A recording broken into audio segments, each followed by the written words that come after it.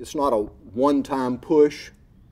Our campaign to lose 10,000 pounds was initially a one-time push, but it has to be sustained. If you're really going to change how people live and work and play so that they have a more healthy, enjoyable, productive life, then it can't be one event. It's got to be a change of mindset, a change of attitude, and of course, the ability to make choices and options that are healthy for you and your children. So the effort must be sustained. It can be led by the governor, but it's got to be embraced by mayors and council members in the business community. And that takes will, it takes effort, but it can be fun.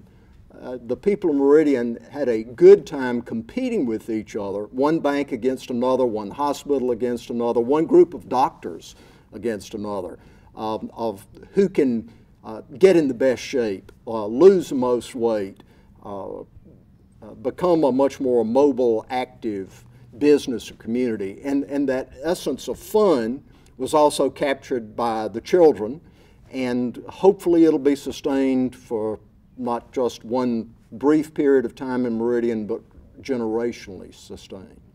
You would think that in Mississippi, with its challenges of poverty, of obesity, that it would be more difficult. But actually, I think in places like my home state, which we care desperately about each other, you saw that in the response to Katrina. There was no finger pointing in Mississippi. We crawled out from under our pile of sticks, which had been our homes, and we helped each other. Didn't matter who we were. When people in these states, and Tennessee is not unlike Mississippi in that regard, when you touch their heart about caring for their neighbor, but especially caring for that grandchild at their knee, then the follow-through is there. I've found that life's best rewards come when you do something where you least expect success. And if that's creating a transportation center in a small town in the South where no one else is talking about multimodalism, then that's a big success. It's a proven winner.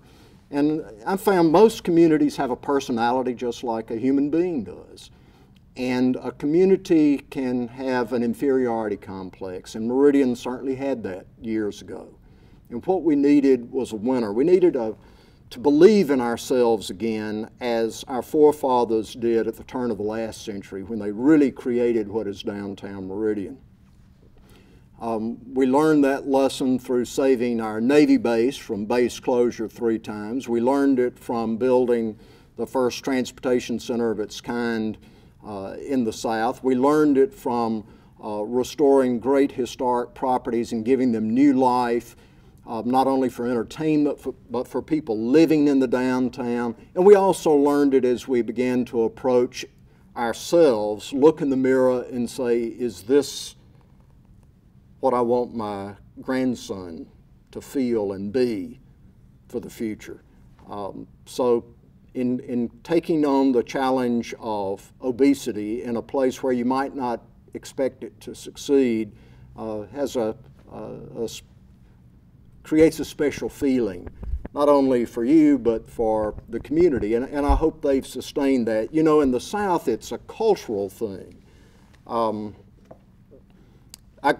My family grew up in my grandmother's home, and most of us, certainly of my age, know in the South that the food you prepare is the way you show love. And my grandmother loved us, and every morning I had homemade biscuits and red-eye gravy, and I had fried chicken with mashed potatoes made from real potatoes, nothing out of the box. Everything was fresh, was homemade, but she almost loved us to death. I was an obese child.